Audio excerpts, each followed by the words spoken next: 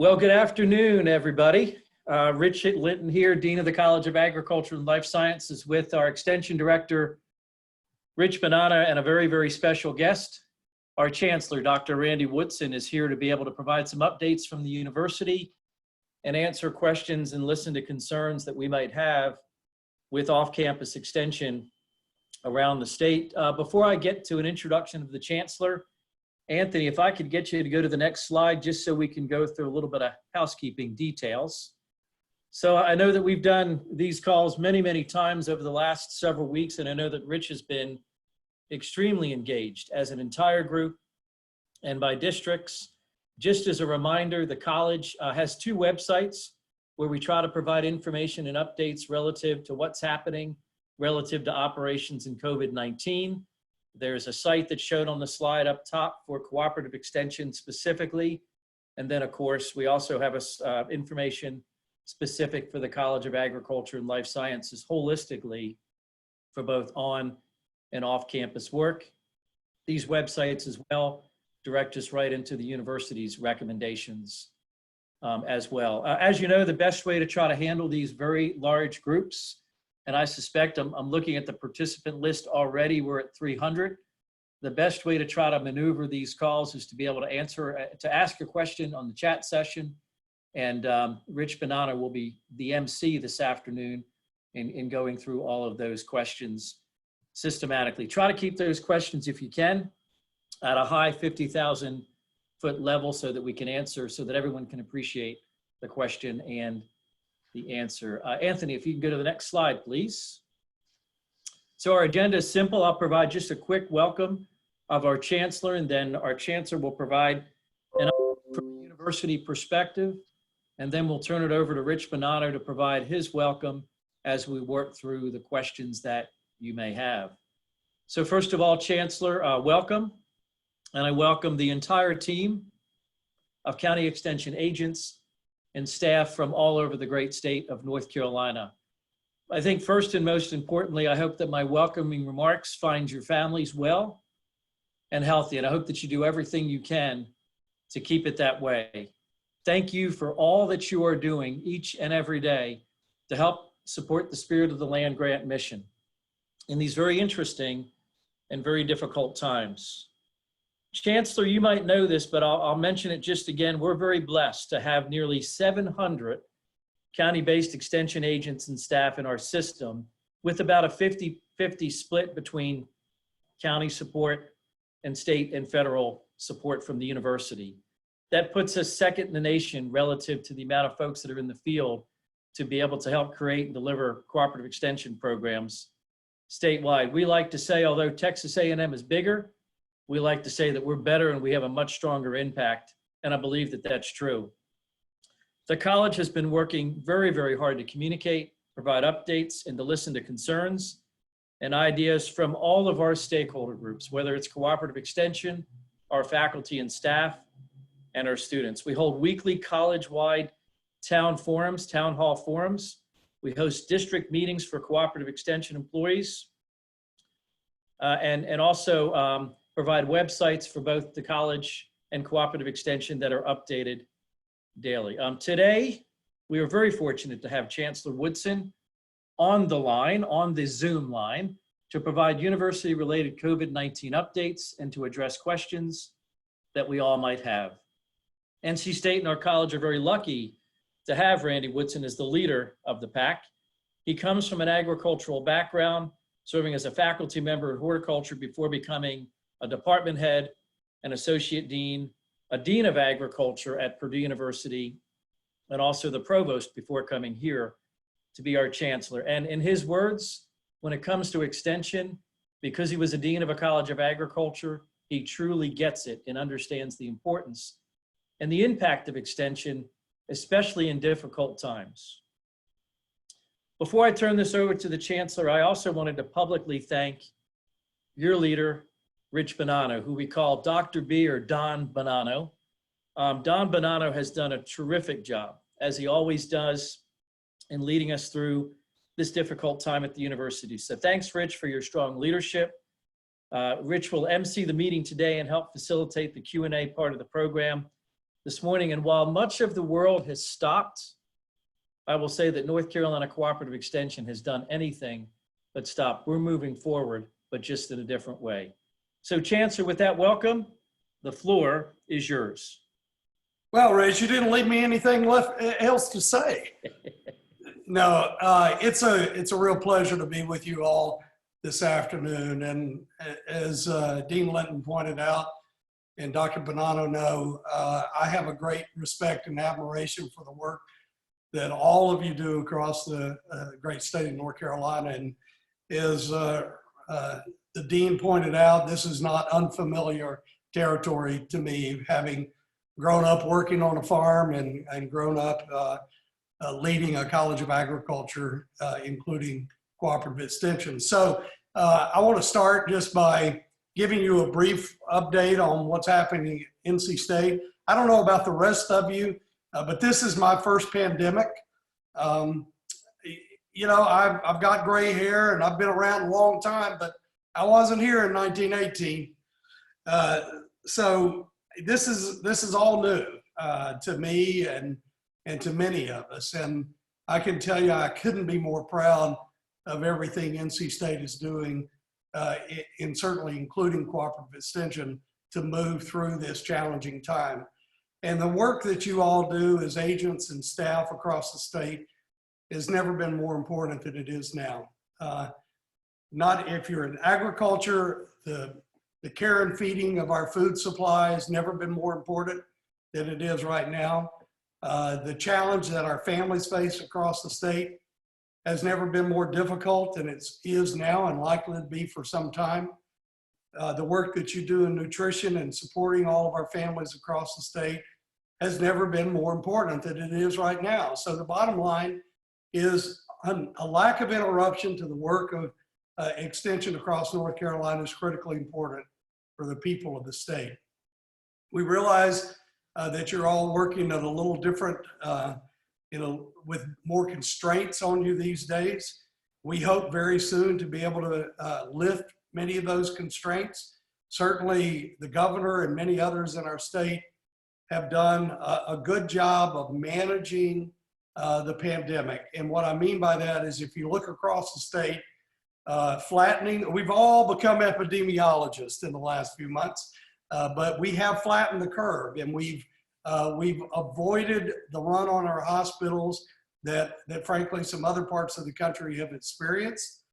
As a result, here in our local community, our hospitals are opening back up for elective and routine surgery that they had closed down over the last month. And in my mind, that's a good indication that at least some of the early worries about flooding our hospital with COVID-19 patients has proven to be not as bad as we feared. And I attribute a lot of that is to the management of our workforce. So I'm really here today to tell you how grateful I am for everything you do across the state. We're going to continue on campus to manage this with the health and safety of our community first and foremost. Many of you know, I'm sure we're going to get questions today about the future. Let me start with the legislature is in session now. They're here in town for a quick 2-day session to try to distribute funds that are directly tied to COVID-19. We expect some of those funds to come to address some of the issues that we face in higher education. But this is not going to be the budget time for the legislature. They're likely to go back home and come back into session after they have a better sense of what the revenue impact has been on this because of this pandemic. And unfortunately, I can assure you it's significant. The unemployment rate in the state is approaching an all-time high, certainly in the short period of time that it's occurred. And so we are going to have some revenue challenges, and of course we'll work through those as we always have. But I can assure you, and you all know this, the role that you play across the state is recognized as important. It's been supported better than many states across the country, and I'm confident that that will continue to be the case. many of you are interested in campus activities, you know, and you felt it directly because of the required changes to our 4-H camps. But when you look at campus right now, the way I describe it is campus is in a bit of a medically induced coma. We put her to sleep. We're taking care of her health, and we're monitoring all the vital signs, but make no mistake, this is a sleepy place right now. And like all patients that are in a medically induced coma, we need to bring her back to life. And we need to do it carefully and thoughtfully, and we intend to do that. We've had to make hard decisions about summer programs and about summer instruction. Frankly, we had to make them at a time when our crystal ball was not as bright as it is now. And it's still not that bright because we still don't understand what this virus is going to do. But I've said openly and consistently, and every chance I get, that we fully expect to open this university and return students, faculty, and staff to an on-campus experience this fall. And I wouldn't be at NC State and at a land-grant university if I didn't believe wholeheartedly in the experience that you get, the hands-on, intensive educational experience you get by coming to a campus like NC State. We cannot give up on that. Online education helps us, and it's certainly gotten us through this crisis and many of our students, but it is not the solution for a campus that teaches agriculture and applied sciences and engineering. We have got to provide our students the interactive, experiential learning that comes at a land-grant university, and we intend to do that, and we fully expect to be able to do that this fall, but we'll keep the health and safety of our students and our faculty and staff first and foremost in every decision we make. You are in great hands as agents and staff across the state, and I really mean this in that we have the best team leading an agriculture and an extension organization in the country. Your dean is doing a phenomenal job, and Rich Bonanno is a godsend for extension in North Carolina. We're proud to have him. Now, make no mistake, he's kind of a tough guy. And you know, anybody that keeps a head polished as much as Rich does, you got to be a little careful around them. But I can assure you, this university chancellor and the leadership of this university has a great deal of confidence in the leadership in the College of Ag and Life Sciences for all areas, research, extension, and outreach, and education. So with that, I want this to be more interactive. I only have 329 of you to deal with, so let's get started. What did I miss, Rich? Come on. Chancellor, thank you so much. I certainly appreciate the time you are spending with us and the confidence you have in us. Your words go a long way.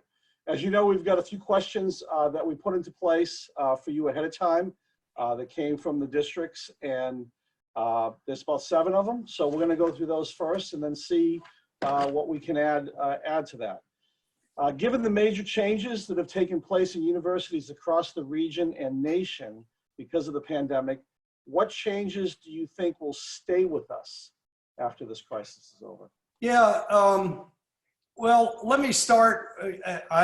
Obviously, during my comments, I made it clear how passionate I am about an experiential learning opportunity. So I don't believe we can replace the kind of education our students receive on our campus with what my dad always called the interweb.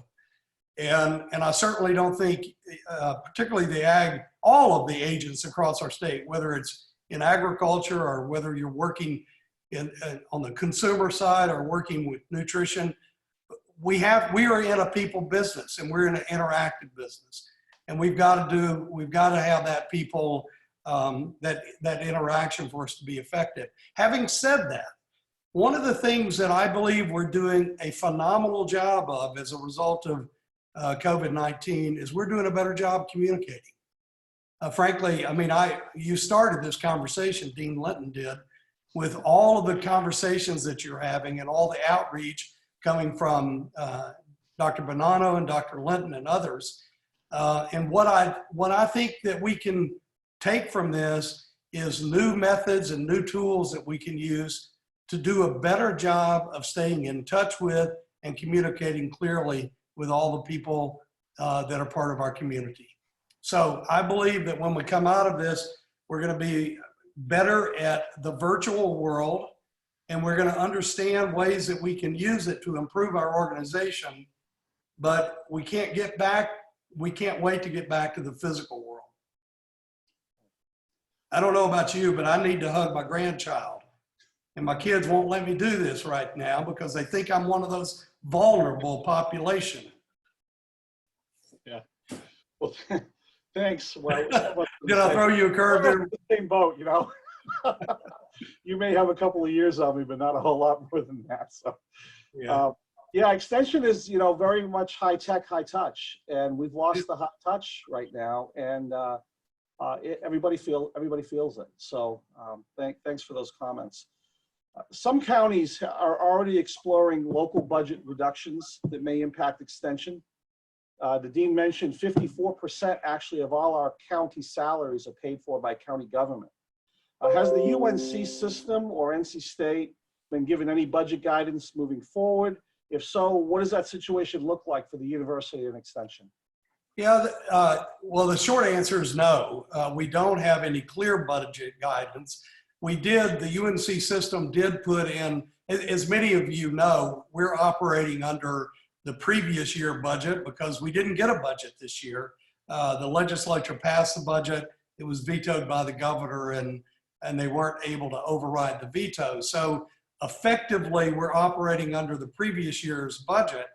The good news for us is because of that, the state has a better cash position than it would have had otherwise. And that will serve us all well going forward. I think the most critical thing for all of us is how quickly this economy gets back up and operational. And that will say a lot about how long the budget impact of this is likely to be.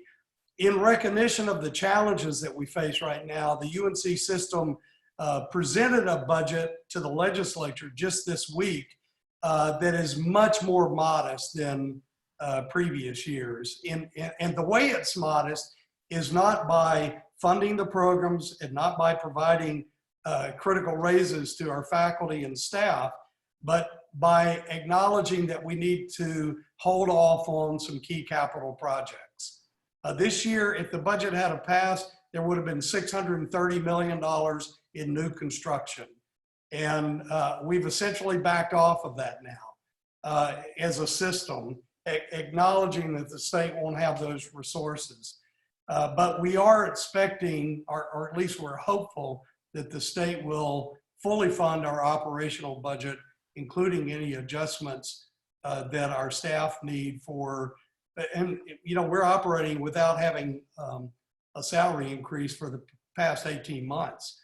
And that's affecting our competition in many areas. So the short answer is I don't have a crystal ball here. I do know that revenue forecasts are down dramatically in the 10 to 15% range. But I also know the state went into it with a better cash position, went into it with a strong rainy day fund, and the state is getting some relief from the CARES Act. So when you put all of those things together, it's quite possible. And you add on top that this is an election year.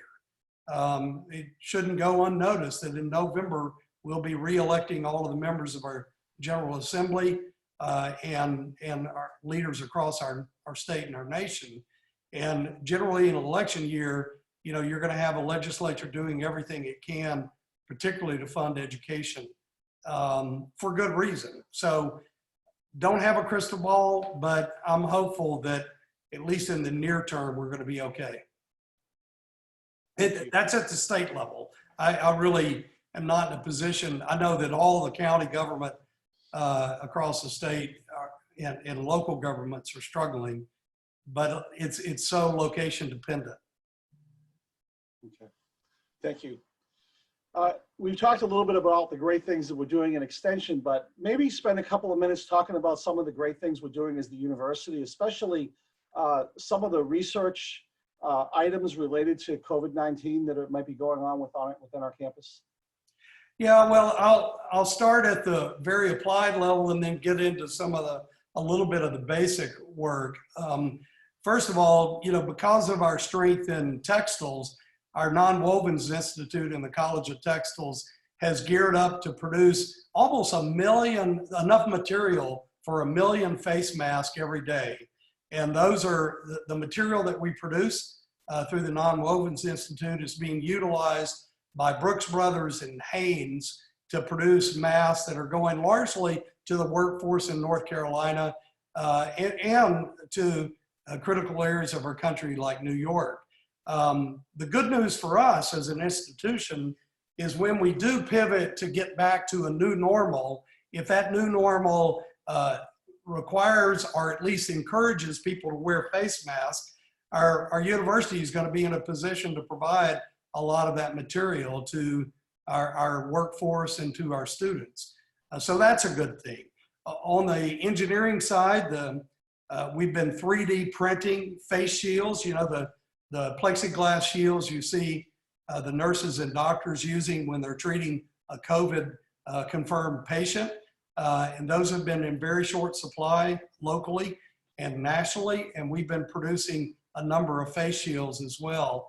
On the research side, the expertise in the College of Ag and Life Sciences on the area of food safety and the food chain has been critical to inform people across the country, as well as work in the College of Management in the area of supply chain and logistics.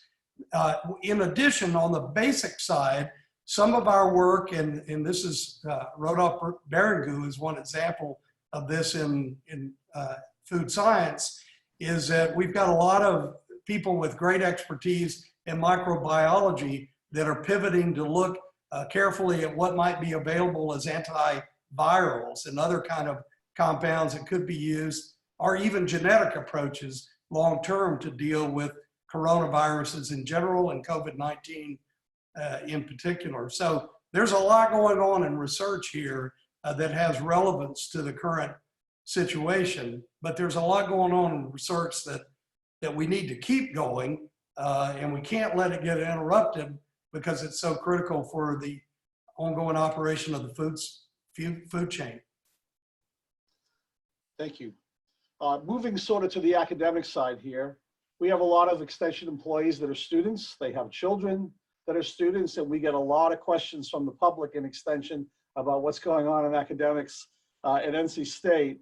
To that end, do we know if fall classes will be online? What about, a lot of students that don't do as well online? And then of course, we've got a huge issue in the state with broadband and connectivity and the ability for some of our students to stay connected in that arena. So maybe a little commentary on that. Yeah, well, I've said as recently as an article in the N&O today, where I made it very clear that our planning is on opening this fall with in-class instruction, recognizing that we may have some limitations on how we go about that, how we go about campus housing and dining. But, I've interacted with a huge number of students in the last few weeks, as recently as this morning, with a significant number of seniors. And, one of the things that we've come away from this experience understanding is how meaningful it is to young people, and some of us that aren't so young, to go through an educational experience as a group, with peers, with colleagues, working closely with faculty. You just can't replicate that in your basement using broadband in parts of the state that just simply cannot keep up with all the technology coming out of a place like NC State.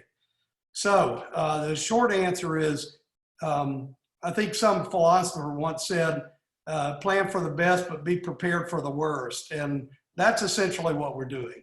We are preparing to be open this fall. We're preparing to teach our courses in classrooms, in laboratories, in the field.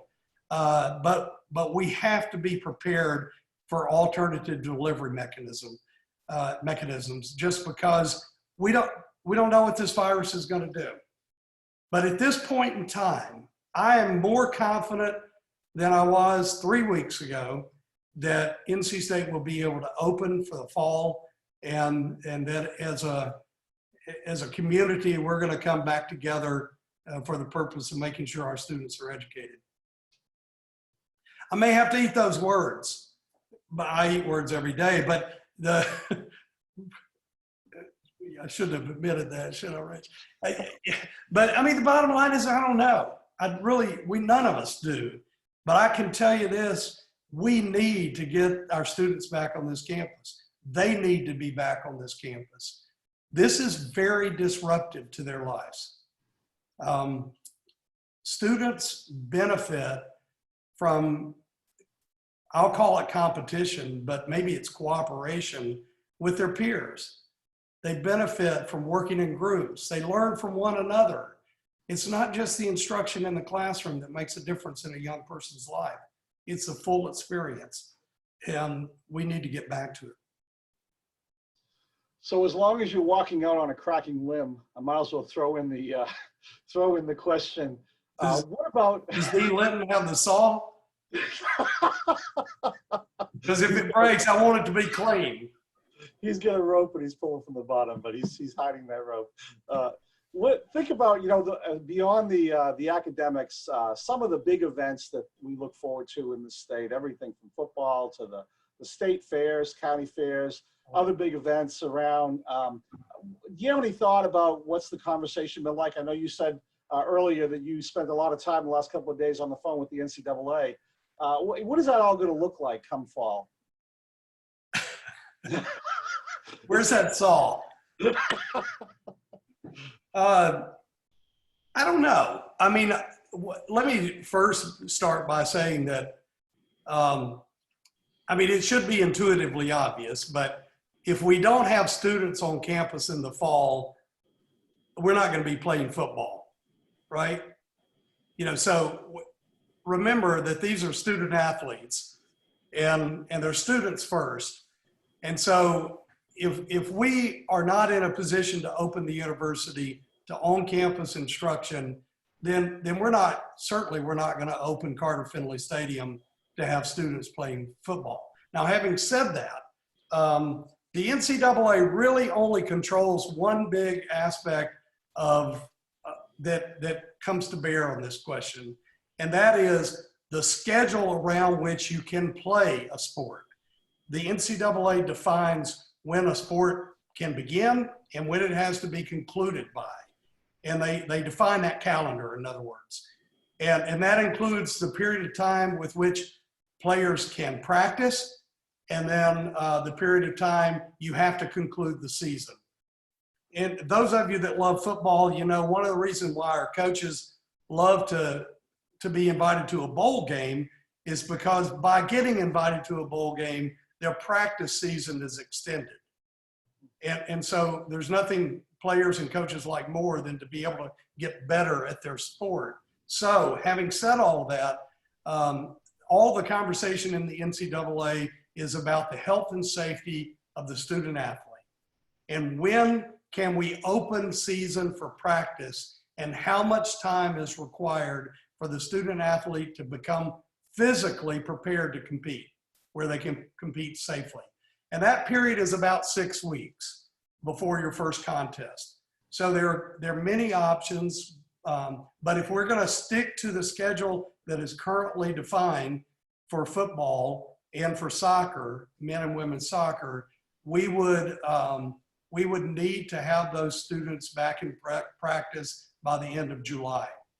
And so I can't tell you whether that's going to occur or not, but I can tell you that we're hopeful, just like we're hopeful for the beginning of the fall semester. Well, an extension. Our fans are really hopeful, because I was talking to Boo Corrigan this morning, and we've already sold almost 19,000 season tickets. That's great. You know, in extension, we did sort of a hold on face-to-face programming starting March 21st and going through May 21st. And just like the university and others, we're looking to what that opening up is going to look like. When do we start, having 4-H clubs meet? When do we start maybe thinking about field days at some of the research stations around growers farms? We conduct over 13,000 face-to-face meetings a year, and that's over 1,000 a month that we have not had. So we're struggling with the same thing, and frankly looking for some guidance to see how the university plans to roll out, how what's going to happen. Well, we're following, as you all know, we're following the guidance of the state, and in turn the guidance of the system office in a number of ways. We have a lot of autonomy over many of the things we do, and extension is one example of that. So the system doesn't necessarily define some of those criteria for us with regard to many of our programs. Having said that, the key date for us right now is May 8th. The governor has extended the stay-at-home order for the state through the 8th of May. We're hopeful that about that time, we'll be in a position to move into what we're calling a first phase of reopening, and extension is, by the way, in that first phase as far as I think about it. And I know that's true for Provost Arden and for Dean Linton, and I'm sure it is for you, Dr. Bonanno. But also during that phase, as you all know, a lot of our research we've already activated, particularly a lot of agriculture research that we're getting out into the field and getting crops planted and getting experiments planted was critical. If we didn't do it, we'd lose a whole year. And obviously a lot of that work can be done with social distancing. I mean, that's what we do in agriculture. Some of us are in agriculture because we want to be socially distant. And then something happens, you become a chancellor. But the point is that we hope in early May, as soon as next week, that we have some clarity on what the state intends to do. And then we will go through a phased approach where first phase will be to provide, and we will look to you, Dr. Bonanno, for a lot of this guidance, but we expect extension to begin to have some freedom to hold face-to-face meetings. There will likely be some constraints over size and the ability. You can do a lot of social distancing in a soybean field and still carry out a lot of education. So there'll be some parameters that you'll have a lot of authority over, but the first phase for us is going to be reigniting the research programs that are still closed down. Many of yours are up and operational, getting extension back to as close to full operation as we can. And frankly, we've got to bring a lot of facilities people back to campus. We've just simply got to start taking care of these 400 buildings that represent NC State's core campus and make sure that we're doing everything we can to protect the infrastructure. Great. Those are a few examples. Okay. So the last of our sort of packaged questions here, and this is a little bit of a philosophical type question. We always talk about the land-grant university and the land-grant mission. And we know that at least with us in extension, it is very intentional on how we operate. I'm wondering if with everything going on here, and not just on our campus, but even throughout the UNC system, are you seeing a renewed sort of interest in connectivity with the public and the thought of these universities being more a part of people's lives and being able to impact the public in a more intentional way beyond just what we do, especially at the academic level? Well, I mean, like you and Dean Linton and so many others that are on the call today, I've been drawn since I went to college to the land-grant mission. I was drawn to it before I knew what it was. And I was drawn to it because I grew up working in agriculture and in Arkansas, and I knew about the University of Arkansas as being the ag school for the state, and I knew how the people from the university interacted in my local communities. So I've been drawn to this mission for a long time. And I think that the good news about NC State for me, and what really drew me to NC State, is this university never lost that calling. We've supported Extension as a state. We've supported the food and agriculture industry with strong support from the state for many years. And so one of the things that drew me to North Carolina and to NC State was the fact that this was a university that embodied the land grant mission. Now, I'll be one of the first to tell you that I think when you say land grant mission and you ask somebody to write it down, you'll get 25 different definitions. But for me, the key is what'd you laugh at? Well, because Rich and I are having those same conversations when we're working on a strategic plan. Yeah, we actually put out a survey and asked people to define the land grant. And I think the survey went out to about 200 people and we got 196 different definitions. Yeah. So, but for me, what it really means is relevance to the needs of the people of the state. And over time, those needs change. But we're always there, and we're always modifying our activities, modifying our programs, and making sure that we're addressing the emerging and the currently critical needs of the people in North Carolina. The Plant Sciences Initiative is a great example of that. That's about the future, but it's about a future that we're trying to ensure is strong for North Carolina. So for me, the land grant mission is really about being relevant to the needs of the state. Now, having said that, we have to understand there are certain areas of the state's needs that we don't have the expertise to be the world's leaders on. We don't have a human medical school, so we're not in that business. We have a veterinary medical school. We do a lot of work that's relevant to human health, but we adhere to what we do, the mission of the university, and the areas that we can be world class, and then we make sure that those areas are addressing the needs of the state. How about that? Okay. Was that one of the 196 definitions? I believe that's one of the better ones. What do you think, Rich? I think it was one of the longer ones. Like, who was writing that down? I think we're recording, so we'll be okay. We got it. Okay, so Chancellor, there's a few questions that have come up that I want to ask, and this is something that we've seen a lot, both on campus and off campus. As we start to open up, I think we're going to start seeing some of our employees that just have issues with either kids at home, or they're living with a vulnerable member of the population, or they've got their own health issues, or going to be a little bit timid about going back to normal as quickly as maybe some other people. How's that, you think that's going to work from an HR standpoint in dealing with some of that?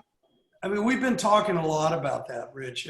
The honest answer is that, we have some constraints, as you know, being a state agency. Some of our HR policies are a bit more rigid than some of us would like.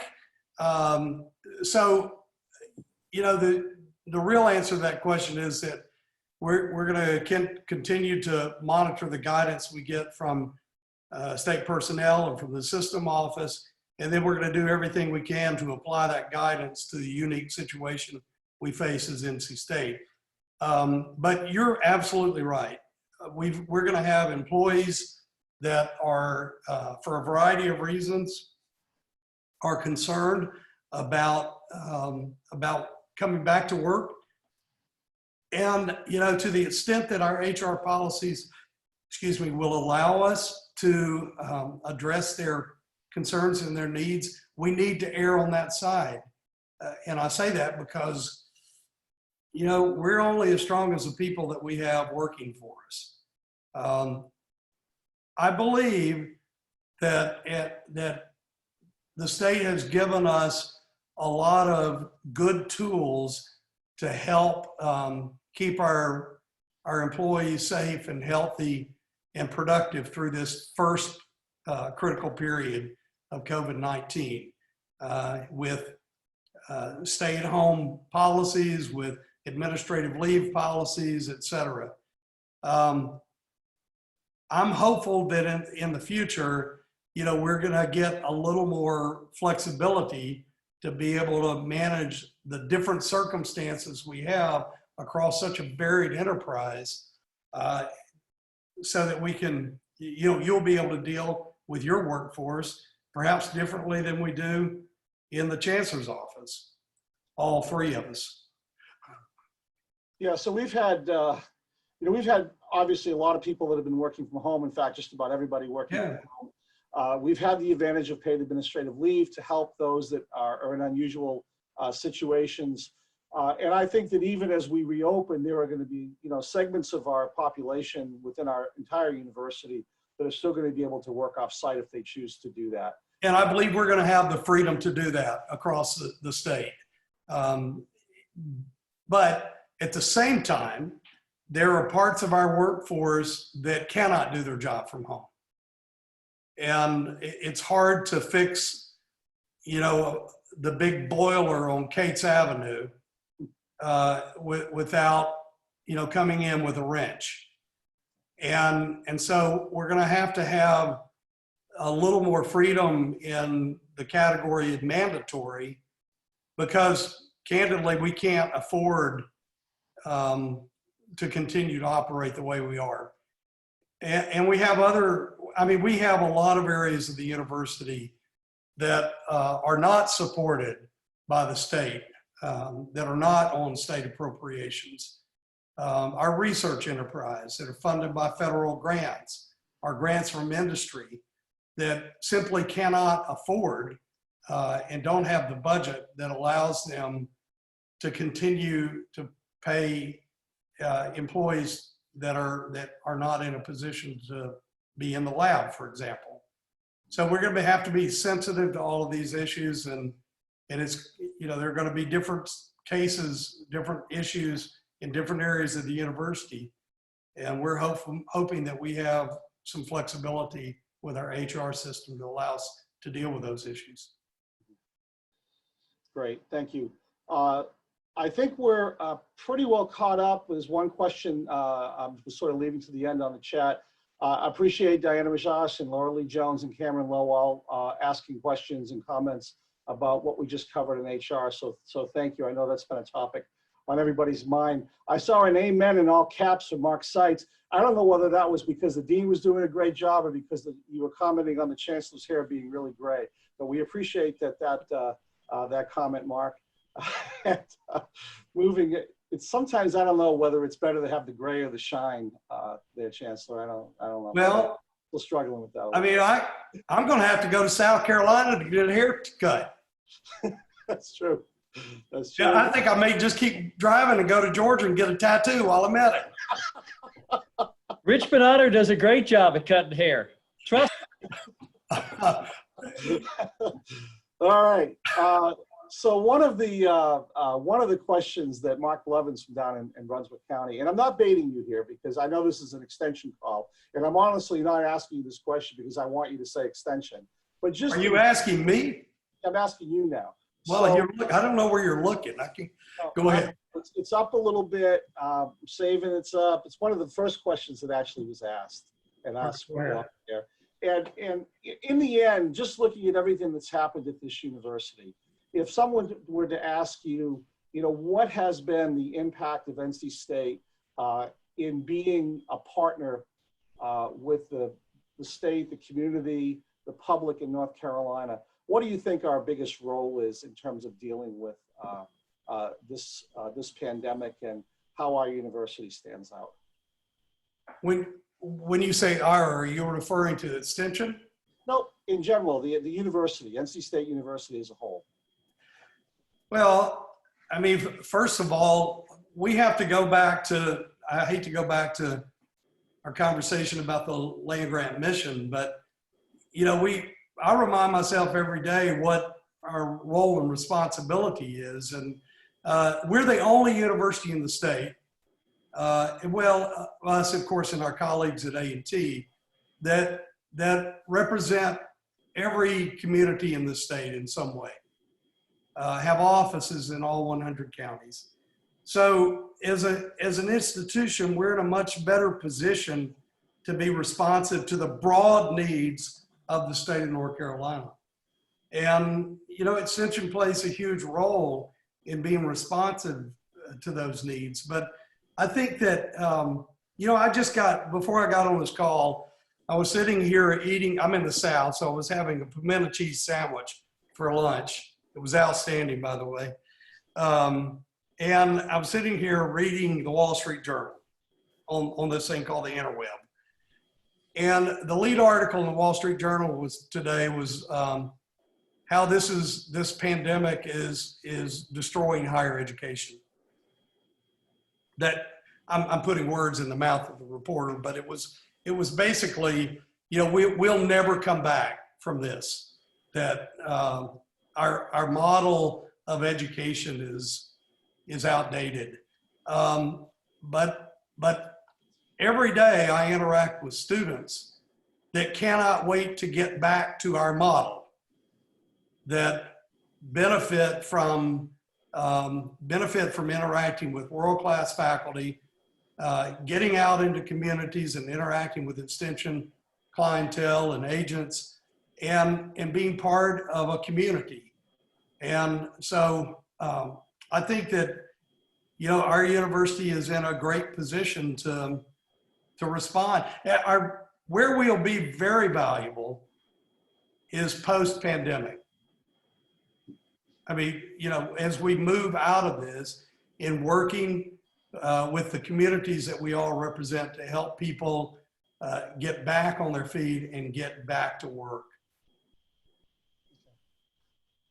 All right, Chancellor, I think we're nearing the end. Any last comments you'd like to leave us with? Yeah, I mean, at the end of the day, Rich, I don't think my head would look as good as yours, so I'm going to keep my hair. But having said that, I really appreciate everything y'all are doing. I'm grateful for your leadership, Rich, and Rich Bonanno, and yours, Rich Linton, and all of your colleagues in CALS and everybody in Extension across the state. We will get through this, and we'll get through it better, I hope, in the end, but it's going to be a difficult ride. And so I appreciate all you're doing. And I think Extension has a great opportunity here to be part of the solution going forward. Thank you. Thank you. Dean Linton, any closing words before I do have two. As we started this call, you guys were both joking, where was my coat and tie? Whoa, whoa, whoa, whoa, whoa, whoa. Well, I had to, that's all we're going to do. I got to tell you. That's enough. We can get that close. We got an NC State Extension shirt, yeah. Is North Carolina Cooperative Extension. So you were in my mind last night as I was putting my clothes out. But the other thing I'll say is I've known our chancellor for 20 plus years, and I've not heard him say, I don't know, this many times on one phone call in the last 20 years. And that's the big challenge with all of this, that we don't know a lot of things, but what we do know is our communication is a whole lot better. Our leadership and our people is spectacular. And because of that, for the College of Agriculture and Life Sciences and NC State, we don't worry about getting through this transition in the future. We've got the people that are going to take us through it. And on the other side, I think there's much better things ahead. So with that, Rich, I will thank you again for your leadership. Thank the Chancellor for making time to be with us today, and to thank all of you in all 100 counties for doing all that you do every single day to make agriculture and community much better. Thank you. Great. Thanks again, Chancellor, Dean, for taking the time. We really appreciate My pleasure. You being here. I wish everybody on the call a great rest of your week and a weekend. And thanks everybody, the 300 odd that are on the participant call, and the rest of you that are on YouTube, for being part of this team. It's a great team, and I'm very proud, as I always tell you, to be a part of it. Thanks everybody. Take care. Chancellor, give us a wolf pack signal, will you? Well, yeah, there it is. There it is. Good. What I learned through this whole thing is I need to start laying my clothes out the night before. Bye, everybody. Take Bye. care. Thank you so much.